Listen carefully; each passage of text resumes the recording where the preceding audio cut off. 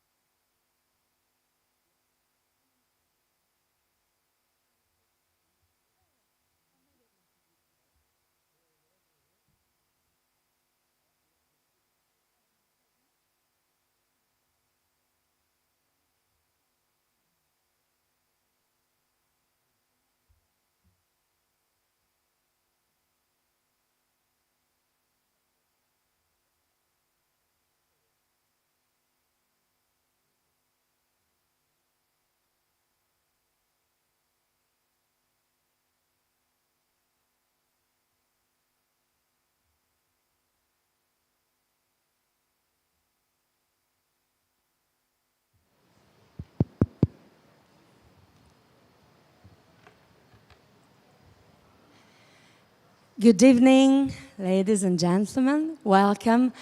Good afternoon, or maybe good morning to those who are following us through the web streaming. My name is Arianna Giuliodori. I am the Secretary General of the World Farmers Organization, and I'm honored to welcome you to this side event. What's title says it all for us as farmers, towards recovery, resilience, and sustainability in agriculture. And this cannot happen if it's not through an authentic spirit of multi-stakeholder partnership. And that's exactly the group of co-hosts that are also sitting here on the stage.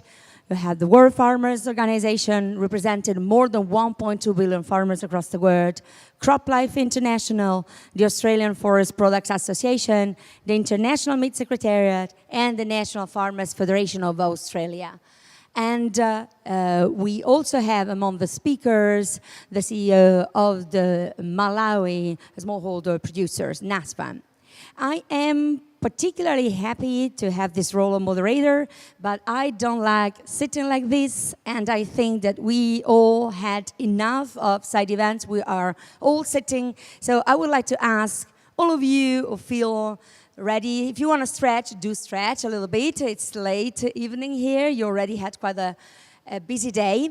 Or if you're going to get closer, please do. The idea of the side event is to have, to share knowledge, to share experiences, and to grow together, to advance all together in the right directions, to build resilient and sustainable, climate-resilient food systems. I have the honor to start by introducing the president of the World Farmers Organization for some introductory remarks. Arnold Puech-Dalissac is a farmer from Normandy in the north of France, a family farmer from Normandy, and he chairs the World Farmers Organization since June 2022. He has a long story of commitment for the farmers of his district, his country, for Europe, and always been very active with all the farmers, fellow farmers of the world. So, Arnold, please, the floor is yours. Thank you, Arianna. Thank you, Madame the moderator. I'm very glad to be with you, and I want just to underline a few points. First of all, very often the farmer have the solution. Very often, the farmer historically have the solution, and very often the science confirm the solution or the techniques used by the farmer since a long time, like the rotation, for example, is a sustainable way to farm land.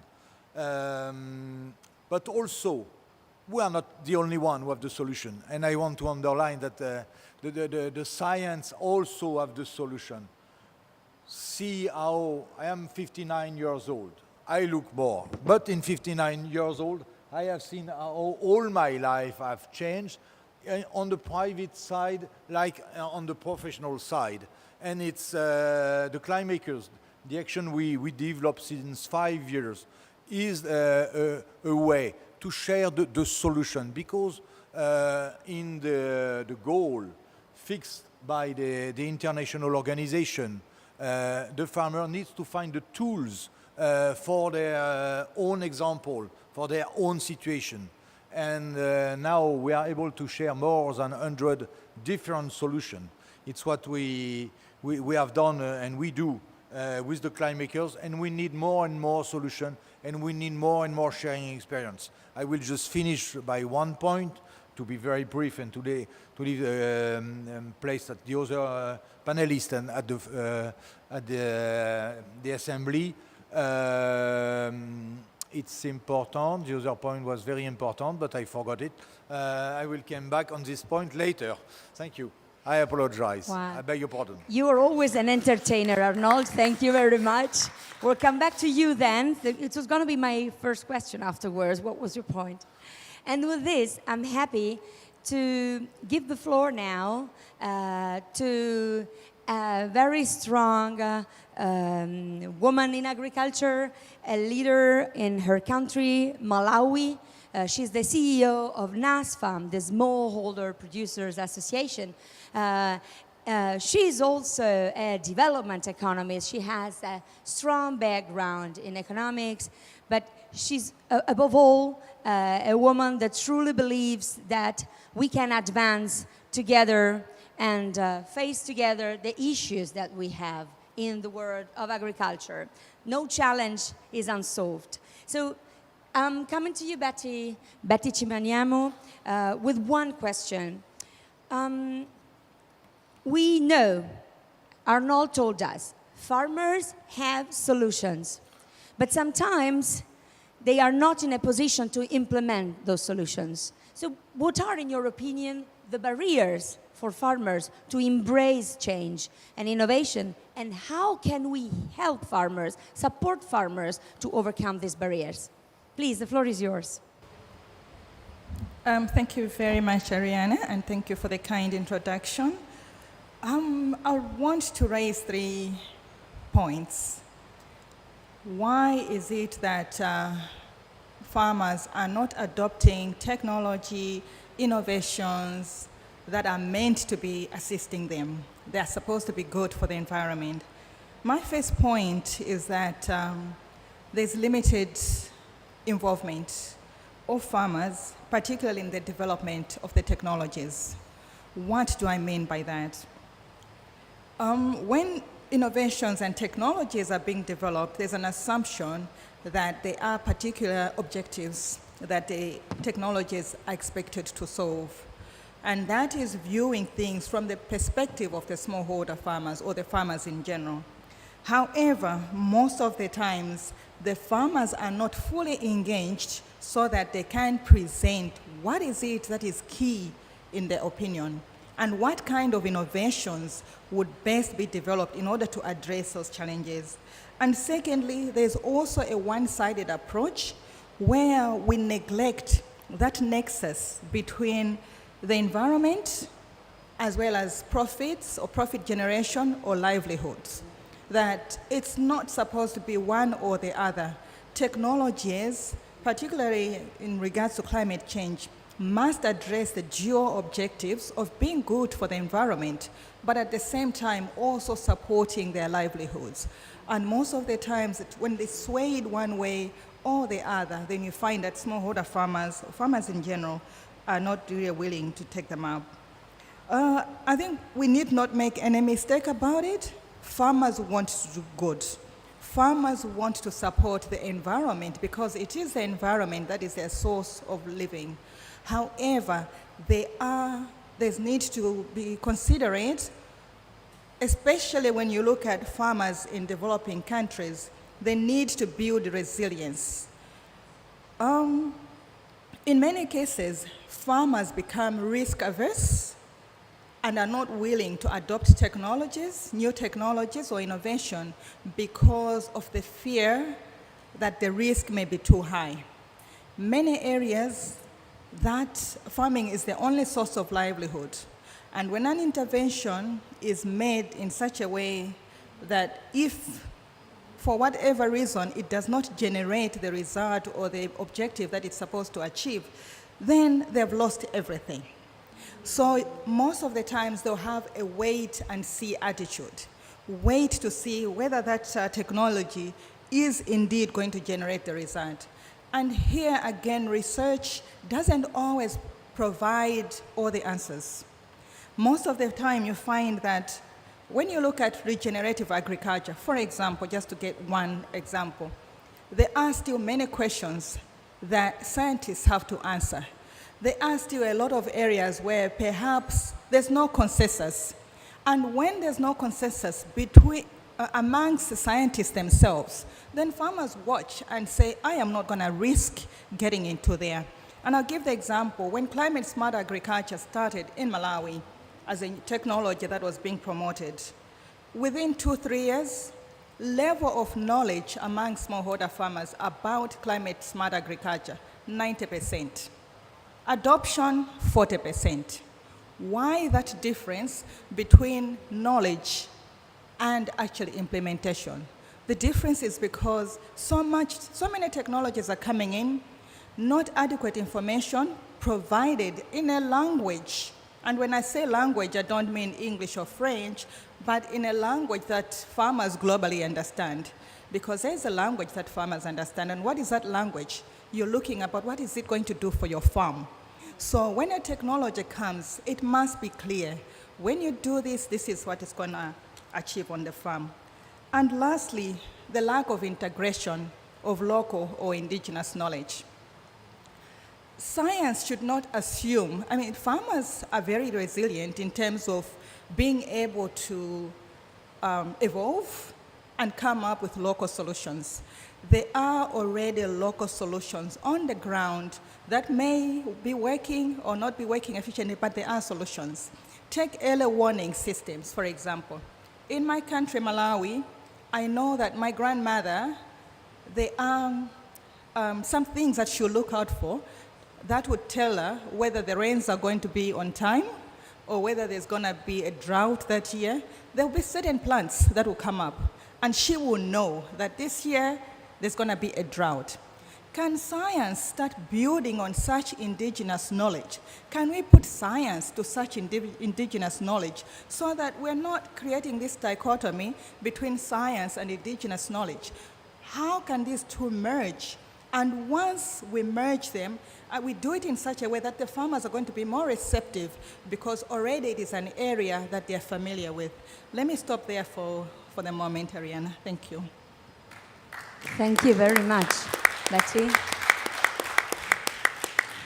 Thank you for reminding us that innovation and tradition are not opposed, and they're complementary, and there can be a lot that science can do to enhance, to unleash the power that is now not visible in tradition. And there's a lot that farmers can do to embrace innovation.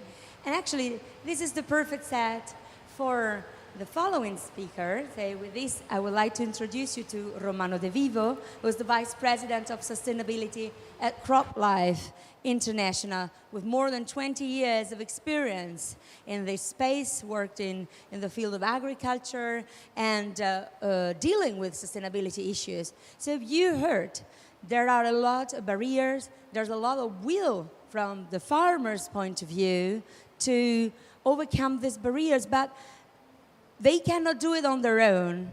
Is there a room for the private sector to play a role in this? Can the private sector be a partner? Can the private sector also support the farmers in this endeavor? Thanks, Ariane. I think it's really a fantastic question because, and the short answer is yes. The long answer is a little bit more complicated. I mean, let's analyze step by step. So first of all, we have heard in these first days of the COP about the fragility of the food systems and also the need for resilience, also the need for improved livelihoods. And clearly, we have also heard about some of the solutions that are coming from farmers, that are coming from innovation, but also are coming from tradition. And these are all solutions that are promising to increase productivity, to ensure soil health and fertility, to ensure sequestration of carbon, to ensure also to put together more and more crops and livestock. And these sort of solutions are really addressing the root cause of the vulnerability that we see. But we also need to be more clear about the benefits, and we need also to make sure, and I think Betty was mentioning this, that the farmers can understand fully what are the benefits, what they can expect from such a transformation. So I think the capacity sharing for development is certainly very high on the agenda of the private sector. But I think more importantly, I mean, we need to underline the fact that we are not alone here. We are with a big multi-stakeholder platform. And I think, I mean, this is really a shared role because nobody has got the solution. But together, we can formulate very effective solutions and tailor these solutions to the local needs and make sure also that we are providing access to a broad convergence of technologies, of practices, and policy, local policy that is really tailored to the local needs. And I insist on the local because very often we see that some importing countries are stating then the policy and the standards for all the producing countries, while we need local policies and local standards to make sure that really the production is following the sustainability approach. And clearly, I mean, we need support from all the other stakeholders and forces that are in agriculture, but we need also the support of the governments and the policy to make sure that we incorporate what we need in the local legislation. Thank you. Thank you very much. Very good points about joining forces, working together, many actors. What a perfect bridge, wow. What a perfect bridge for our next speaker. It comes from the private sector, but is also pretty much committed in the framework of multilateral and multi-stakeholder partnership. Xin Wang is the Secretary General of the International Meat Secretariat with a huge experience on facing climate change challenges, former experience at the OECD before joining IMS. And you have been also playing an important role in the global agenda for sustainable livestock. And you have recently been elected also chair of LEAP. LEAP, it is Livestock, Environmental and Assessment and Performance. Wow. I think that I would start with asking you first, Xin, to give us a little quick overview for those who are not familiar with LEAP about what LEAP does. And then, based on that, my question would be to you, so what is the contribution that LEAP can offer?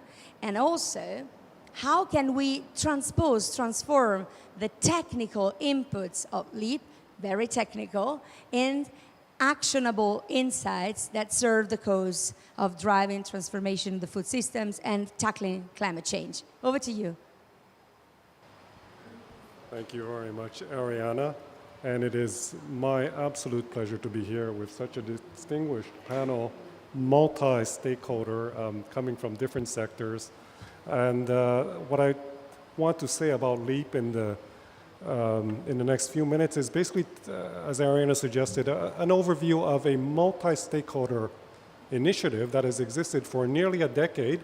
It's hosted by the Food and Agriculture Organization, the FAO. It's the Livestock Environment Assessment Performance Partnership. I know that's a big mouthful. If we can advance, is there a slideshow? If there's not, it's no problem. I don't need to work with it. Thank you. Please advance that one slide. And just to tell you that, one slide ahead, please. This presentation will be made available, so you don't need to note all the details. But really, the idea behind LEAP is this need to have to be globally speaking the same language about environmental assessment of livestock systems. And the value added that we're bringing here is that this is something that is designed to deal with the complexity. It's not a one-size-fits-all solution.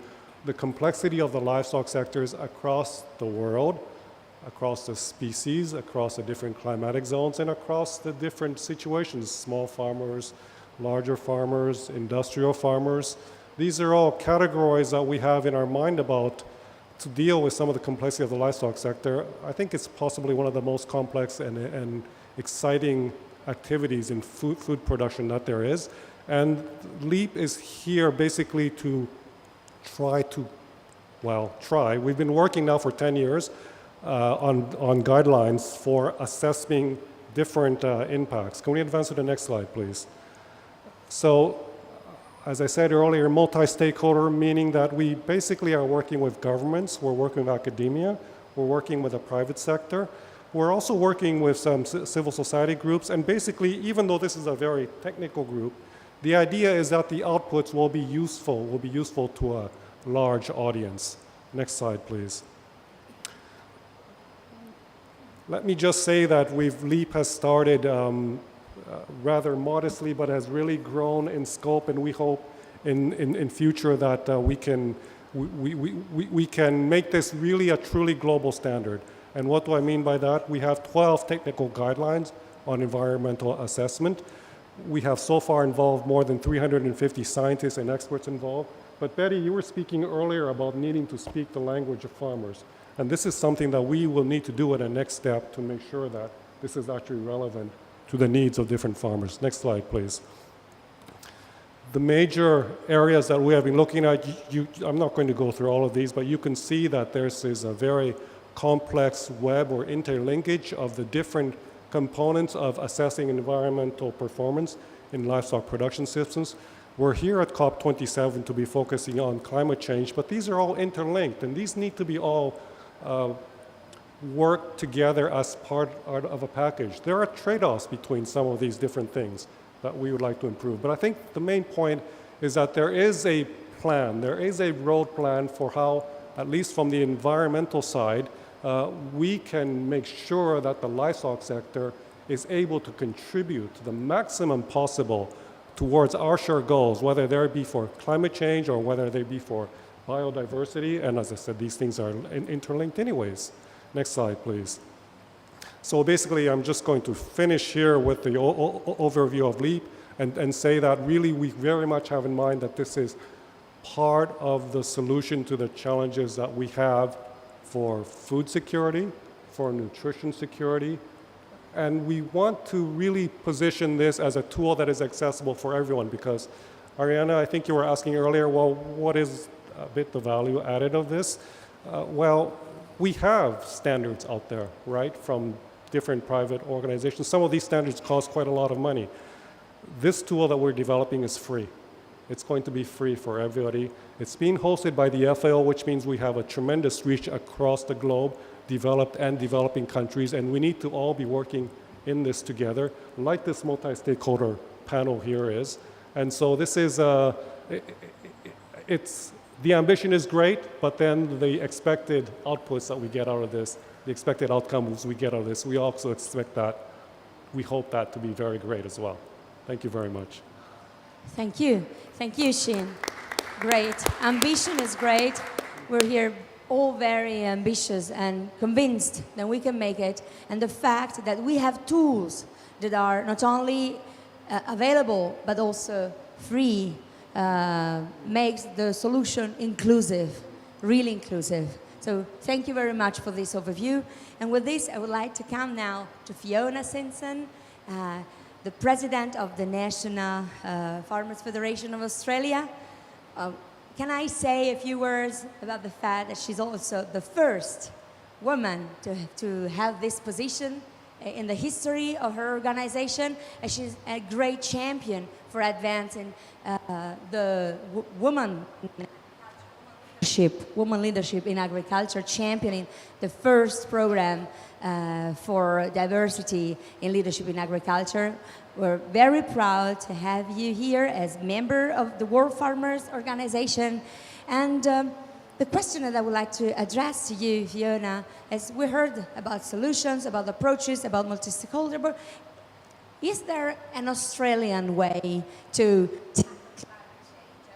We're curious to know a little bit more about it. And if there's an Australian way from the farmers, is there something that the parties, the governments on the other side could do to help this vision to succeed?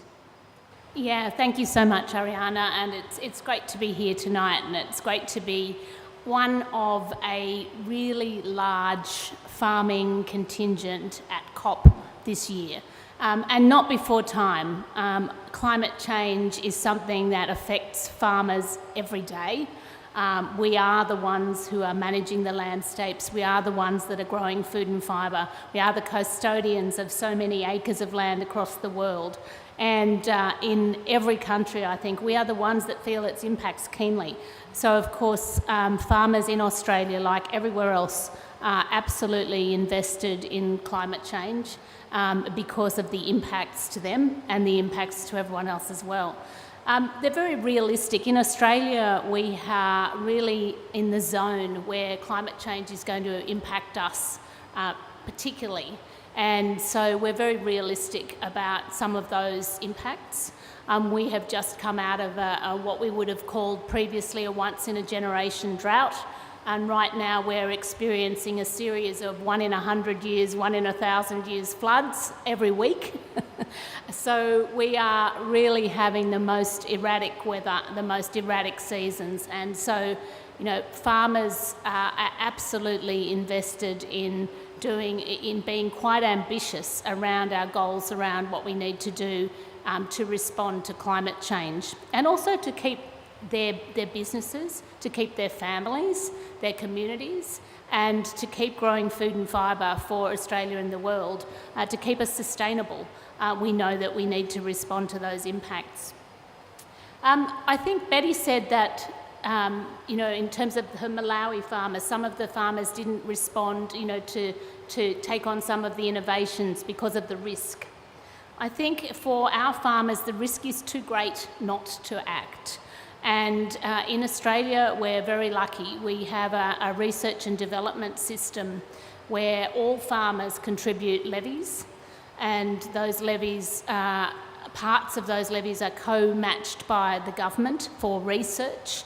And so that contributes a pool of around over $2 billion every year to invest in research and development for our agricultural sector right across the board. And the benefit of that, is that it's a really good-sized pool of money that can be very targeted. But secondly, because it's farmers' money, because it's farmers' investments, then the research is really targeted at their needs and at the questions that they are asking on farm. And as such, we actually have really good take-up of some of that technology on our farms in Australia. We have, for example, you know, over 80% of our grain croppers who have adopted smart farming techniques on farms. Over 60% of our livestock farmers are rotationally grazing. Right now, many farmers, and I know Mark's going to talk about it, so I won't talk about it in detail, but they're looking at their farms in terms of diversifying their enterprises, diversifying their income streams. So they're really interested in including forestry, for example, and we're here at COP this year in association with our forestry sector in Australia, working hand in hand with them. Or they might be looking at incorporating some biodiversity funding or some carbon farming on their farm alongside their traditional enterprise. So science and data absolutely will lead the way forward for Australian farmers through climate change. And NFF too is involved in a number of initiatives whereby we are helping farmers understand the carbon flows on their farm. We are looking at the soil sequestration capabilities. We are looking at what we can do on farms to actually make sure that we can continue to move forward. The other thing that we do, of course, is that we need to make sure that we engage with government. We need all stakeholders at the table here in Australia, but also internationally, to be working together in this space, looking at the tools that farmers are going to need in the future if they're going to maximise some of these opportunities and if they're going to be able to respond in a way that is sustainable for them and for their farms. So there's a few things specifically that we need and that we need to keep making sure that we can achieve. The first thing is that farmers need to be engaged very early in climate change policy, early and often. Too often, policies are made in some sort of an environment department or somebody else that's quite removed from farmers. Farmers are at the forefront of this. Farmers need to be engaged. Secondly, we need to invest and co-invest more in developing and commercialising technologies to reduce emissions, of course, such as asparagopsis or animal additives or anything else, but also to increase sequestration. We have very ambitious goals in Australia. Our red meat sector has a goal to be carbon neutral by 2030. Our other sectors, pork has a goal to be net zero by 2030. Pork has a goal to be net zero by 2025. We have a goal for an economy-wide goal of net zero by 2050. So sequestration is also part of the picture. It is a whole farm cycle. We need to make sure we lower emissions and we increase our sequestration so that we can keep producing good food and fibre, because food security and climate security go hand in hand. We need to build systems that aim to incentivise the transition to more sustainable agri-food systems, both locally and globally, as opposed to penalising farmers and penalising farming. As I said, sustainability and food security go hand in hand. We do also need to build and maintain strong and robust international markets for sequestering carbon and improving biodiversity and sustainability through clear place-based data and metrics. Each individual production system, each individual country, each individual region has different markers and different abilities to sequester carbon and improve their environment. We need to use markers that are actually appropriate for those particular regions and particular production systems. We just can't have one country imposing meaningless markers on others. And lastly, we have frameworks like the Australian Agricultural Sustainability Framework, which is just critical in determining what sustainability means for Australia and putting those metrics, making sure that we can hold our sustainability outcomes up to the international agreements and international rigour. We believe in Australia that we are one of the most sustainable production systems in the world. We need to make sure we can keep proving it by collecting data and putting it in a framework that can really make sure that we can be who we say we are. So we're very excited about the future. We're a little bit nervous as well. We need to keep making sure that science and data can lead the way. Wow, thanks so much, Fiona. Oh, first, let me say it's amazing to see, first, to recognize that we do share from one continent to the other as farmers this feeling that climate is changing and affecting us, and it's becoming a matter of survival, or maybe not, for our farms, and it's necessary to act. I love the way you said, we cannot be inactive. We must act and act now, which makes for us the hashtag Together for Implementation on action is needed. It's quite natural. We are the farmers. We are already acting on that. And with this, talking about action, I would like to introduce you to for sure our last, but for sure not for the least speaker, Mark Wootton from Australia as well. And Mark, you are leading an amazing farm. You are at Jigsaw Farms, and you have been able to transform your farm to make it carbon neutral. You produce carbon neutral beef, lamb, and timber, and over more than 3,500 hectares. But maybe you can tell us more in details about your farm. And it's what's special also that you decided to plant 80% of the surface of your farm with trees.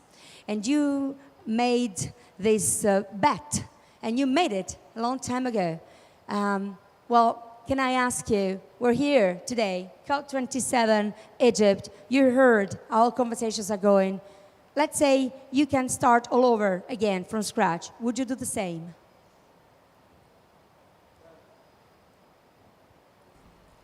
Very good with technology, aren't I? Just as an aside, I'll lead to that, but I hope to transplant you to the farm a little bit throughout this next 5 or so minutes. And interestingly enough, all the speakers have been transplanted to our farm through the slides. I've observed each one of your faces has been to the farm. So it's a lovely place to be, and thank you for the opportunity to be here.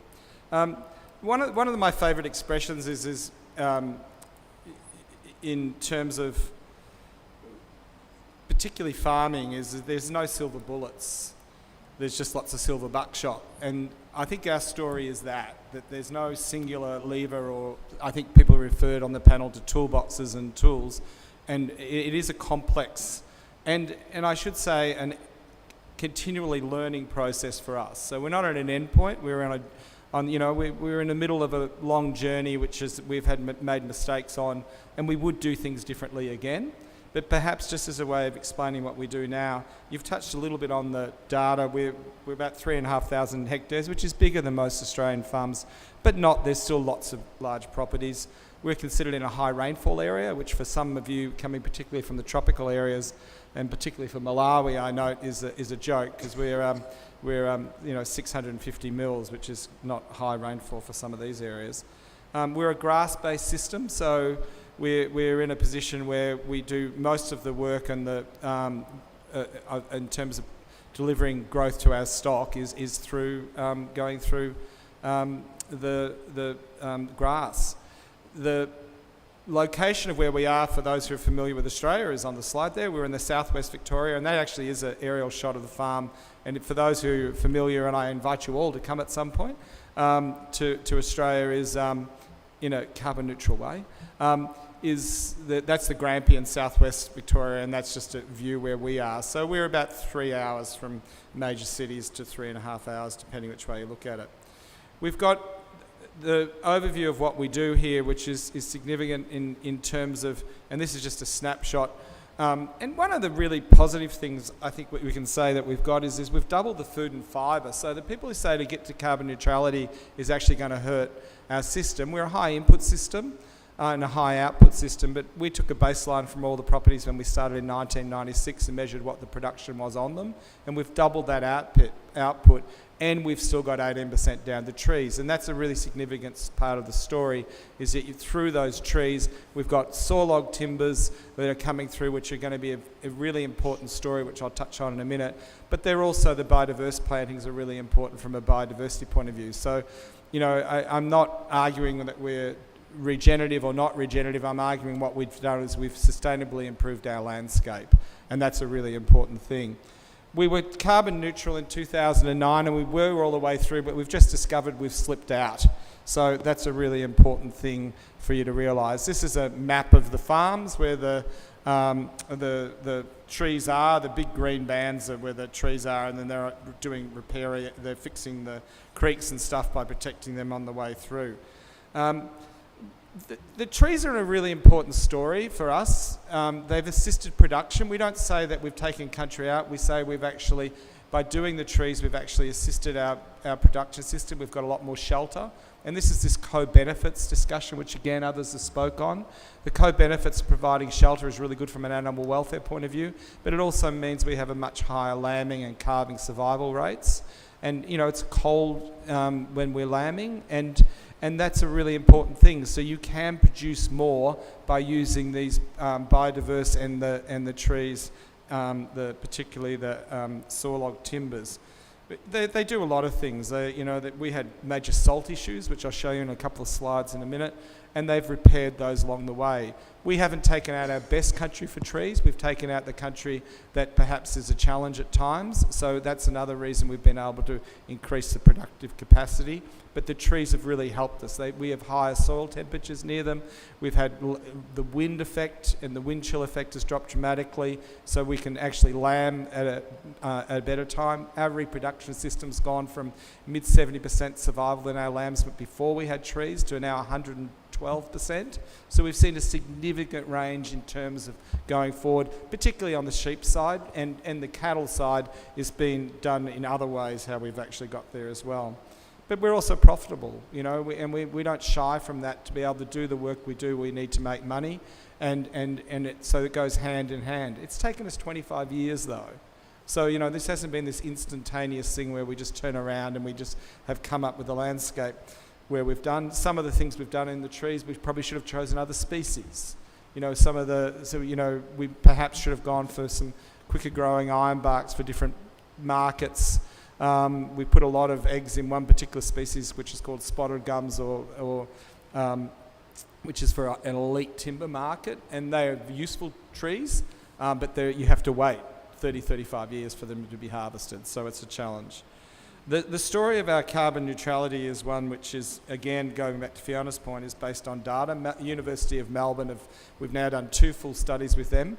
We've slipped out of carbon neutrality as it turns out, since 2014, because the trees have matured. So simply what happens is, as a tree gets older, so 10 years plus, it slows down its sequestration rate, even though at the same time we've actually improved our calving and our efficiency systems, and even at the same time we've been selecting really heavily for genetics to allow us to have high growth rates in our sheep and our wool system and in our beef system. It's been a challenge to actually be able to do it. Our soil carbons were a really good thing at the beginning, but our soil carbons have reached capacity of what we can maintain at the moment, so we get no added benefit from that. It's sitting at about 3.5% organic soil carbons. So there's a whole bunch of stuff going on. But what I did want to talk about in this is, just while we go through this, is, sorry, I can't see, I've got the wrong glasses on to be looking at the thing. That's pretty standard, and I was talking to Shen before about methane when we were coming out on the bus here today, and that's a similar profile for a lot of red meat producers. It's the methane. The methane's the story and that should be our heavy focus. And MLA, in their focus, the CN30 project, which is what Fiona touched on, that's their heavy focus too. So it's a useful place to be, is there, and that's our challenge. And we see the trees as giving us a transition to be able to deal with that while we get the technology sorted out. This is what's happened over time, and one of the interesting things for people into trees is our sawlog timbers keep performing at about a 4-to-1 ratio over our biodiverse trees. And that doesn't mean we don't value our biodiverse plantations. They're really important linkages and corridors, and I think you have to do both. But in the urgency of climate change and what we have to do over the next 20 or 30 years, the sawlog timber trees are really important in terms of the amount they can sequester. And that's what's come through the study in front of you. Now, this has a number of faults in it, not data-wise, but that presumes we don't harvest, and it presumes that we actually don't keep replanting species going forward, and it doesn't presume, as we've done with our cattle and sheep, which is again asking a question at the beginning, we didn't understand genetics of trees, but we did about sheep and cattle. So now we know if we select particular species, they will grow a lot better, and you go get the professional help to actually do that at the beginning, and you will be producing a much more marketable product for endpoint. This is actually our house. This is red gum flooring, and we've done, and that's spotted gum flooring where my fat feet are on your right, and so that's quite important. And then just to go briefly through, this is the beef emission one, which will be one there. This is a really important data point. If you actually look at what we're doing here, this is per kilo of protein, and this is just pulling out the beef data, which has come out of this study last week. The average is on the left for the Australian industry, so it ranges from that 9 to 18. We're, through just efficiencies on its own and doing best practice in terms of genetics, in terms of pasture management, utilisation, rotational grazing, as Fiona said, we've got to the middle point.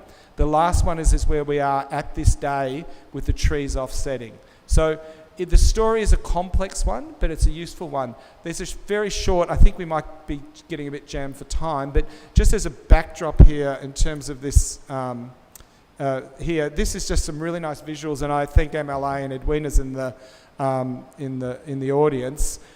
This is Meat and Livestock Australia came and filmed with a drone. This was done last year, and this is actually the farm, which is in some ways what I should have just shown you from the beginning rather than talking, because it actually shows it's pretty, you know, these are protected. This was a creek line which is protected. There's a whole story about water retention, and we actually save water by having deeper, cooler dams than we did by having smaller ones. But so there's a subset there. This is permanent rear vegetation on the end, and then you move into your agroforestry. For those who are into their trees, that's all direct seeding on your right and the permanent revegetation. And then just maybe we can just, from a time perspective, I presume, that I need to get to. And we've got livestock. That's our sheep and our cattle. So it's a real, and it's a high stocking rate. So we produce a lot of wool and a lot of lamb. That's our main thing. The beef is not as significant, although we still have 700 breeding cattle, so it's still meaningful. And then this is actually just showing into the plantations. But and there's the Grampians again. But what I was going to finish with in this final set, which is perhaps the best one you could see, this is at the beginning. So if you look at this creek line here and where that yellowing is, that's salination. You look up the slope there, you've got, under government schemes going back to the early 20th century, farmers were paid to ring bark really good trees and to leave them standing, and then we got a whole bunch of salination issues. Then we started the tree program, and if you go to the next slide, that's just where we started, and that's exactly the same position of that other slide. And then you come to the final, which is a good way to end, which is where you've had the thickening with you've got the agroforestry, you've got your saw logs, and the thing you can't see in this photo is that pasture now is producing 3 or 4 times as what we started in the beginning. So it's not a fight to say it's either or, it's a combining and using the integration of all these things, including trees. Thank you very much. Wow. Wow, Mark, thanks you. Thanks. An amazing journey, I love to say. Thanks, because the idea of this being a journey where we keep on learning every day and improving every day is, I think, an inspiration for many. I hope that also many young farmers can be inspired by what you've been doing so far. And I cannot miss one point that you have highlighted, that this is profitable. What you do is profitable, and this is something that is so relevant, and we must remind each and every day here in this place and in these conversations around climate, farmers must be profitable to embrace change. So thank you very much. And a round of applause for all of our speakers. And I'd love to open up for questions now. Is there anybody that would like to? Okay, I see one here, one there. I'll go first to the lady, and then I'll come back. I'll do my... Thank you very much. It was a fantastic panel. Mark, your journey was such a great example of how integrated systems can help us to achieve a carbon neutral path.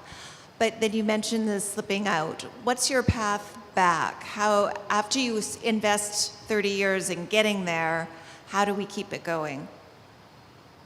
So there's another forum tomorrow at 10 o'clock if you come. It's sort of this is the lead. There's a good presentation, not by me, well, you get the story, but more importantly, it's about ruminant changing behaviour. So the seaweed option or the end cap, there's a variety of products, and we're just focusing on one. That will be very useful in our system for a % of people where we have a lamb feedlot, and so we will take off pasture and we will use it there when it's cost effective.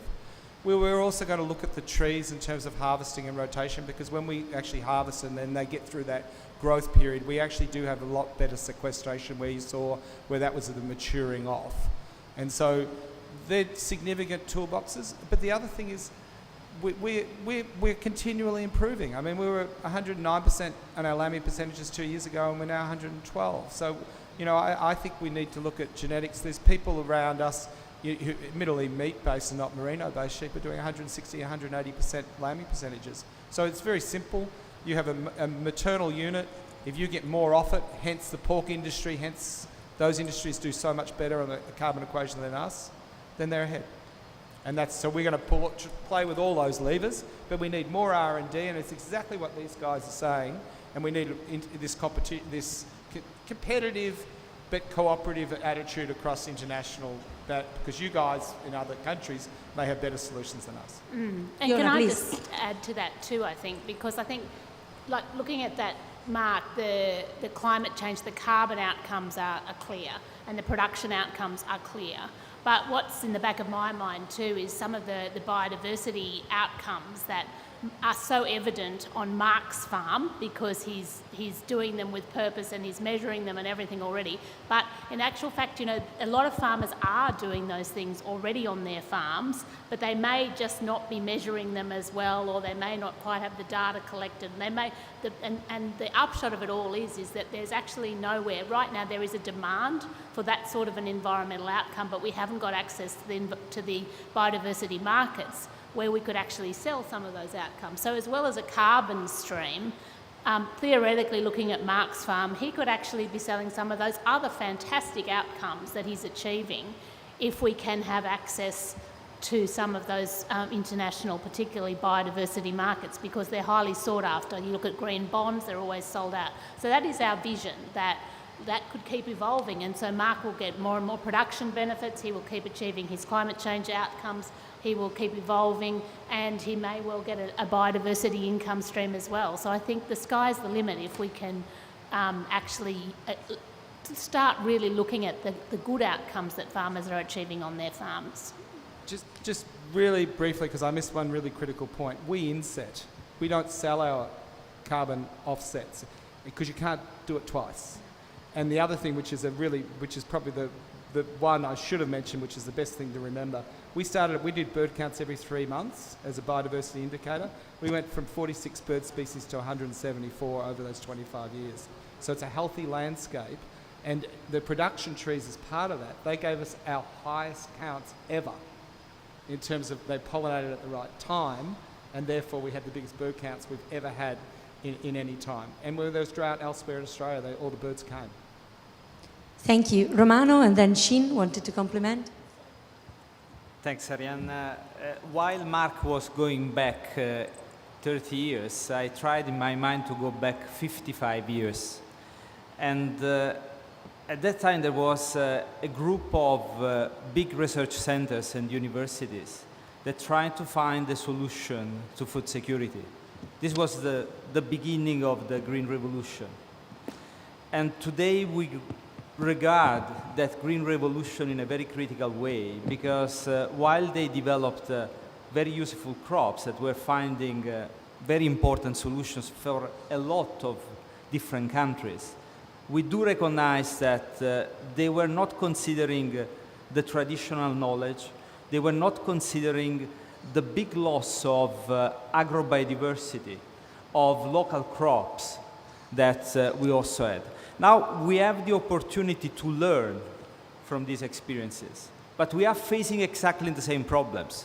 We need food security to be restated as the major priority and get all together to solve this issue, but looking at indigenous knowledge, looking at local crops, looking as well at local standards and local policies. Thanks, Ariane. Thank you very much. Farmers produce a crop or livestock. They produce a product that we pay a market price for, but they produce so many other things that we are not paying them a price for. This was what was alluded to. It's a struggle to get carbon markets to farmers, But what about the biodiversity benefits? How are we defining that and how are we paying for that? What about the fact that a well-managed land, a farm, is very, very good for water retention, and that helps with our needs for clean water. It helps against soil erosion. It is basically a very, very, you can stock carbon in it, of course, but also equally important, this increasing soil carbon organic content, very, very good for a number of things. And so how are we paying farmers for these services? Because we are not actually right now. And so this is one of the challenges that we're also trying to address with LEAP, these payments for environmental services. This is something that we also seriously need to ponder. And it hasn't been done before to a large extent because it's complicated.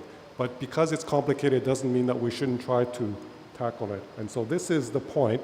It is a complex problem, but let's not be afraid of the complexity. Let's embrace it. And then finally, I just make a final point that, livestock and crops, I'm very pleased to be in this panel together with this because we need each other. It's not one or the other, it's both. Thank you. Thank you very much. Coming to you. Thanks for your patience. No, sorry, Valeria. There was another question here before that I put on hold. Can you please introduce yourself? Yes, my name is Omer from Israel. I have a question. First of all, I'm very happy to see the involvement of farmers in climate change solutions. I've seen many recommendations in order to reduce emissions, to reduce the number of animals being raised and the feed being raised to feed them, and instead raising more of plants to human consumption. And I would like to hear your intake on this, and if those kind of changes are somehow implemented in your programs. Thank you very much. I would love Betty to answer first to this question, and then for sure the rest of the speakers. Thank you very much. I think earlier on I raised the issue of contextualizing issues and making sure that we're able to look at regional contexts as well as local contexts as well. So I know that is still an issue of a big debate. However, I'll speak from the African context where I come from. It's not such an issue of big debate. And why not? Because for many people, the whole issue of food security is about what is available. And the choice that they have is really not determined by, is more determined by what is available at that particular point in time. And secondly, when you look at consumption of animal protein, it is so low that the issue really should be talking about increasing so that you get to a reasonable balance and not that you reduce. Because how do you reduce? I mean, most of the rural areas, they are already doing plant-based diets, not out of choice, but just because that's the only food that they have available. So I think it is a discussion that really maybe is a bit more Western. And I think just like I mentioned before, that it's very important that these issues, we have to bring them into context. Yes, there's a lot of learning from each other, which we do, but I think the local context still plays a critical part. So when we are coming up with solutions, how do you bring in the different regional, local context, so that we're not talking of one-size-fits-all solutions, but solutions that make sense in a particular area? Thank you. Thank you very much, Betty. Can I go from Malawi to Australia and ask Fiona your point of view? I totally agree with Betty in terms of, and I think I mentioned it earlier, every production system is different, every area is different. We cannot, I think, impose these unilateral, very blunt instruments on sectors and on people. And we need to, I think in this instance, some countries are responding with a very blunt instrument. They are, obviously, we have an urgent need to reduce emissions. But we have to appreciate the complexity of the problem. We also have a growing world population, and we have a growing food insecurity and food nutrition security problem as well. And I think we really need to be very cautious about applying these unilateral punitive instruments instead of actually working with farmers to lower emissions and increase their sequestration and approach the net zero targets as we do, I think, and continue to grow more food and more nutrition for people and more options for people to eat. I think any policy that actually diminishes the agri-food production in countries is very dangerous for the stability of the world's food and for food security generally. So from our perspective, we would much rather look at science, look at data, help farmers to actually achieve the net zero outcomes as we do in Australia through lowering emissions, increasing the sequestration, making sure they can grow food that is or animals that is appropriate to their climate. In Australia, we have a lot of land that is not suitable for cropping. It is very suitable for grazing. It can be grazed in a very sustainable fashion. And I think it's an easy way to lower emissions in the short term, but create potentially a lot more problems and not necessarily based on best science. Sheen, would you like to contribute? Sure. I'll try to be brief because it's a very complex first world problem, I think, that you were talking about here. Do we eat too much meat? Do we produce too much meat, right? I think that's basically a bit the gist of your question. And this is something that, as an industry, you would not be surprised to hear me as a representative of the private sector for the International Meat Secretariat to say that we should be looking at the science basis for what we do. Are we reducing the number of animals in developed countries? Actually, we are, and they're becoming more efficient. And so with fewer animals, we're producing more. But that's not entirely the question that you asked. You are also wondering, you know, do we need to do more for the environment, for climate change? And are we actually in a position in first world nations, so again, I'm not talking about developing nations, where we have too much protein? And now I'm going to enlarge it to more than just meat, but also plant protein. And actually in France, according to the national authorities, they think that the average protein consumption of the French person is perhaps a little bit too high, both plant and animal. And so I think we need to honestly look at what are the nutritional requirements that we have and look to optimize those. Recognize that there is a difference between plant and animal protein. One is not better than the other. They are complementary, the one to the other. And let's ask those questions, and let's do it on a scientific basis, because we can have a rational discussion in that way. And then together as a society, as an industry, we have to convince consumers that we are telling the truth, that what we're saying is based on science, is based on fact.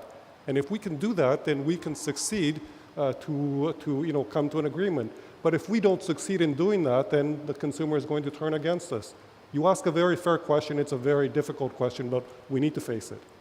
Yeah. Thank you, and thank you for raising this important question into the conversation. Hello, everyone. I'm Please coming from the... don't forget to introduce yourself. Oh, yeah. I'm Marianne from Youth and Environment Europe, and I see there's kind of almost no youth here, especially not at a table, and on my t-shirt says, "Talk to me about climate justice." So I feel an urge to make some space about some of the topics that are at our heart. There are many thoughts that are in my head, especially in the context that we are here at COP27 and we are having a panel about meat industry, which is very surprising for me, especially because we've seen in the IPCC report and in many other reports saying that there is no chance that we can continue having a meat-intensive industry, and we should definitely transform it into plant-based system. And of course, I won't say this to the most vulnerable communities, because as the speaker said, those are most concentrated and already their farming system on plant-based, but on the global north. And I was just seeing some of the topics brought up, especially about carbon offsetting, but there was no mention about methane. Especially last year has been signed a global methane pledge, and I see no possibility of continuing growing animals and decreasing the methane. But my question would be going towards the United Nations Environmental Program that has voted in March to acknowledge that there is a nexus between human, animal, and environmental well-being.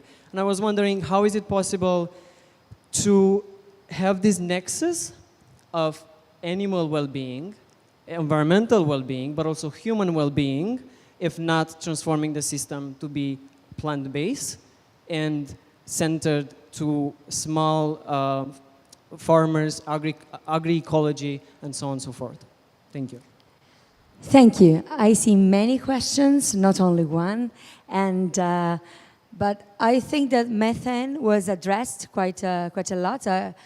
Okay, I'm coming to you, Shin, but I also would like then to hear from Mark, and for sure all other speakers that are interested. So please go ahead. Shin, you want to go first, and then Mark and Roman. I really appreciate the sincerity of your question, and I really appreciate that you're asking it in the spirit of having a discussion, because there are actually a lot of groups out there that are, have a very strong position, and I can appreciate that if you have a strong position, it's because you have a strong set of beliefs, and it's important that we have these discussions. So I appreciate the question. It is a very hard question. On the methane question, let me try to be brief on that. We are producing a report that is now actually in public review, and I welcome you to review it. We still have another couple of weeks. This is a report on methane, okay, all right? On methane from livestock production systems, again from the science basis. But just trying to get the complexity of your question. Should we be, are we raising livestock in the right way, and should we be thinking more about plant-based solutions? And it is an absolute fair question, and as a meat secretariat, we would be the first to say that, look, there's lots of room for improvement. We're not saying that things are perfect right now. What we are saying is that we are also committed to this improvement.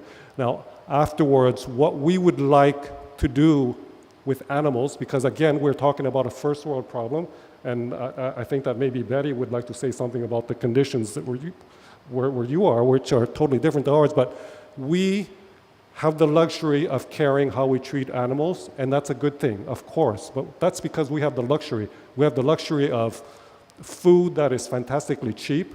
Maybe it's too cheap. Maybe we're not paying the right price for it. That's also another bigger question. But look, it's a fair question. Do we treat our animals well enough, right? Okay, you're shaking your head, fair enough. It's a discussion we need to have, and if I cannot convince you, or if generally the meat industry cannot convince consumers that we are doing the right thing, then we are going to fail, right? And so in the first world problem, that's what's going to happen. It's going to be a discussion between consumers and producers. If producers don't succeed in making their case, we're going to fail. Can I, given the floor for sure for other answers to this fundamental question, I just would like to remind all of us that whatever you want to answer, make sure to link it to resilient food systems able to cope with the climate change battle we are approaching. So please, go ahead. So it's a good question, and it's something that I've thought about. I have 4 adult children, one who's a vegetarian, and we have many discussions about this topic actually. As a producer, and again, it's understanding, and again, many solutions are different. We actually couldn't do cropping in our properties.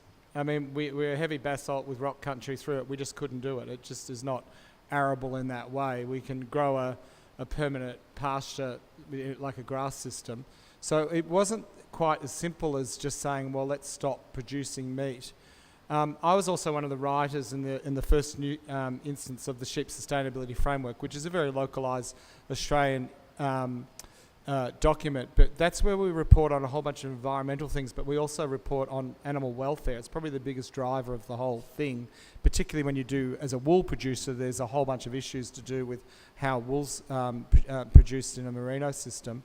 If you actually look at the picture in front of you, I was just sitting there thinking about it, we actually do bloodless marking and treatment. We actually do no surgical treatment of our sheep at all. Those little lambs, if you're keen enough to see, they've had a local anaesthetic put on when they've had a ring put on their tail. And so it's at a really high level, the animal welfare that we do.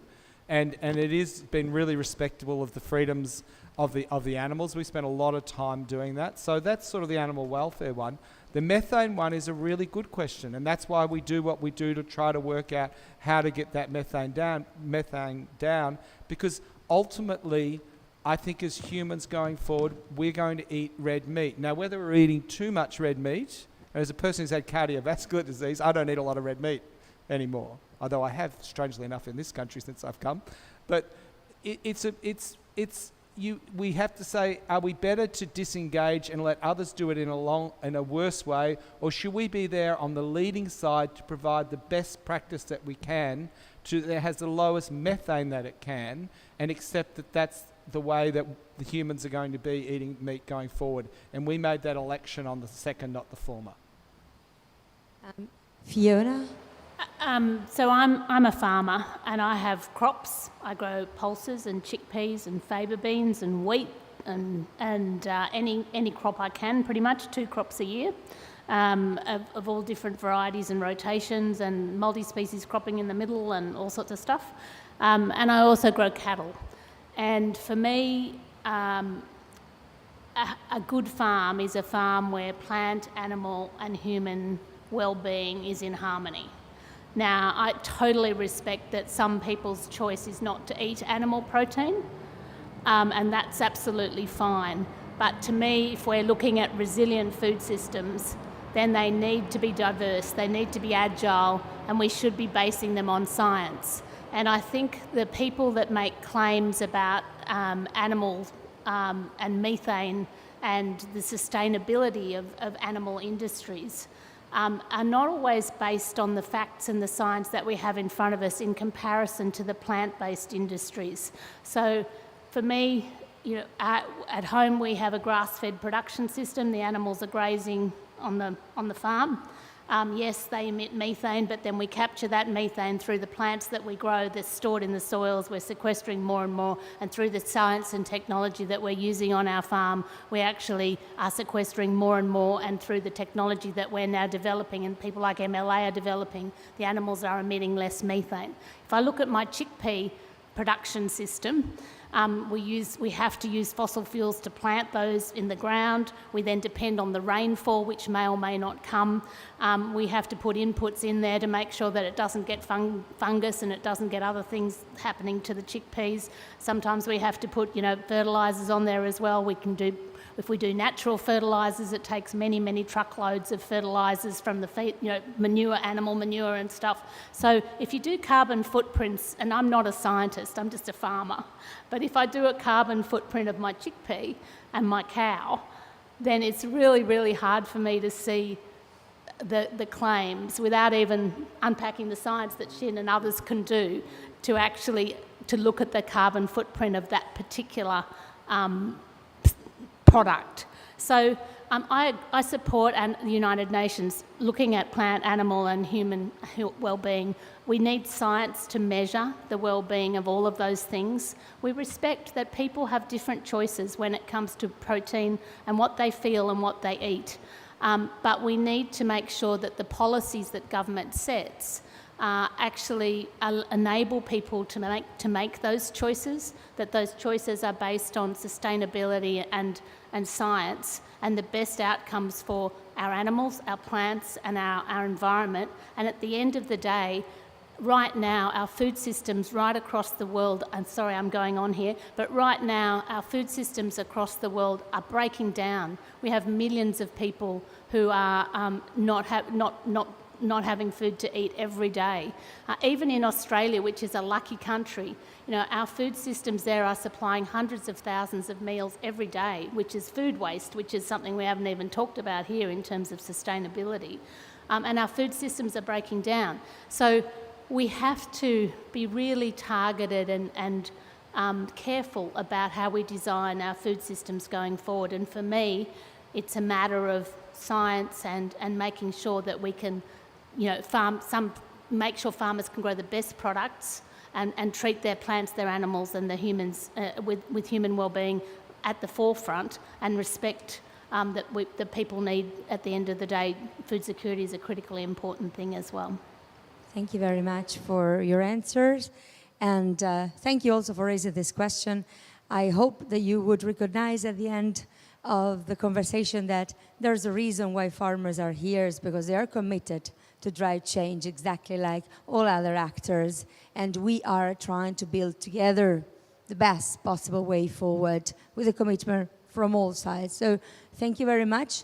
I hope this conversation can keep going. Are there any other questions from the audience? Arianna, Yes, please. I would like to add something, and Very short, because Very otherwise short. it's one question, 4 people. It's it's overwhelming. Please go ahead. Mark. three very simple points, and I will not try to convince you, but the first one, 9,000 years ago, the sea here was called the Milk Sea, and all the heroes from that time were coming from pastoral communities. First point. Second point, if you go around the pavilions, everybody's talking about this idea of regenerative agriculture that puts together crops and livestock, because it's the best way to put together innovation and tradition. Third point, if we do this, we have a concrete opportunities to transform agriculture into the solution to climate change. Because we have the opportunity to leverage the great ability of soil to be the second biggest carbon sink in the world after the oceans. Full stop. Okay, thanks. Last chance for those who would like to raise a question.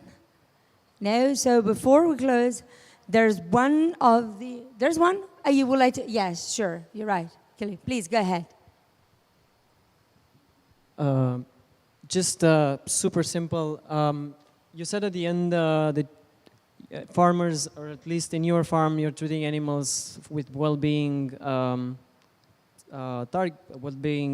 criterias, and I was just wondering the well-being and also the true cost of food, how it adds the life of animal, because at the end of it, it's still killed. Is it about climate change, or is it about animals being killed or not? Because I don't get it there. I don't mind saying that for please. me. I mean, I think I totally respect people's feelings about animals and feelings that they don't want to eat animal protein. But I also respect that there are many people that do. And for me, I know it's very hard for people who don't raise animals to understand it. But for us as farmers, we want to make sure our animals have the best life. And then because ultimately they are to be eaten, then we want them to have a good death as well. So I know it's a really hard concept to understand if you don't agree with eating animal protein, but it's people's choice. And so I ask that you respect that, and that we, you know, as humans, I think we think like humans. We don't think like the animals that we eat, and it's very hard. We want to make sure that we can give them everything they need to be comfortable and happy and grow and have a good life. And there's lots of markers now that we farmers use to understand the way that an animal lives, and to try and make sure that we can give them their best life. But ultimately, at the end of the day, so many people across the world depend on animal protein, and animal protein is a really important source of human nutrition. And so that's a choice that humans make. Betty, please. Just to add, sorry, I've forgotten your name. Yeah, I just wanted to kind of make a suggestion. I know you acknowledged that you're really not talking about vulnerable households, but I'd like to present to you that within the African context, there are communities that are solely dependent on livestock because of the environment. And I think when you're bringing in this discussion, I'd like to plead with you to include that context as well, that the discussion should be balanced in that we're not looking at the world farmers as one homogeneous group, but understanding the differences that exist. And I think it would only be fair if within the context of that discussion, those vulnerable households are included. And also just to add that this is an area where that is the main source of their livelihood. In other countries, that could be the main economic activity, contributing 40 to 50% of GDP, and therefore you're really talking of whole national economies. So please bring in those dynamics within the discussions as well, and just do not kind of put on the side that, I'm not talking of the vulnerable households. Talk about the vulnerable households and what those propositions would mean for them. I think that would be really appreciated. Thank you. Thank you once more. So we are approaching the end of our side event, and there was one of the co-hosting organizations that is not on stage, but I'd love to call on Ross Hampton from the Australian Forest Products Association, maybe to share a few words. Or if you want, you can come on stage, as you like. Oh, well, I'll be like you, Ariana. I'll just wander around as well. Look, it's been a fantastic evening, fantastic questions, great contributions from our panel, and thank you so much. My name's Ross Hampton, and I'm the CEO of the Australian Forest Products Association, but also the chair of the FAO Advisory Committee on Sustainable Forest-Based Industries. And so we really supported the creation of this side event tonight, and I've got a little gift here that I think talks about why we did it. And that's because we have to be in this for implementation. We have to be together for implementation. The reason we're here, and there have been some tough questions tonight, some hard things to talk about, but we're all here because we care deeply about meeting these goals, the Paris commitments, and we have to do it together. So a small token that might help us with that is the key implementation tool on the farm, Mark, is a beautiful Australian hardwood pen, Fiona, isn't it? Shin? I think this is something that'll talk implementation to you, Betty, when you do some implementation with your writing. And Ariana, that was just superb moderating. So I want to thank you so much for that. Thank you so much, Ralph. Thank you so much. Well, thank you to all of you that so late after such a long day have decided to spend some time with us. I hope this was a fruitful conversation. We have been approaching so many of the challenges that each and every farmer every day has to tackle, even if we're here in the framework of COP27 and the main theme should only be climate, but it's never only one challenge. These are all the multiple challenges that we are facing, and only together across an authentic spirit of multi-stakeholder partnership, we can cultivate the hope that we're going to succeed. So thank you very much and enjoy the rest of your day. Bye.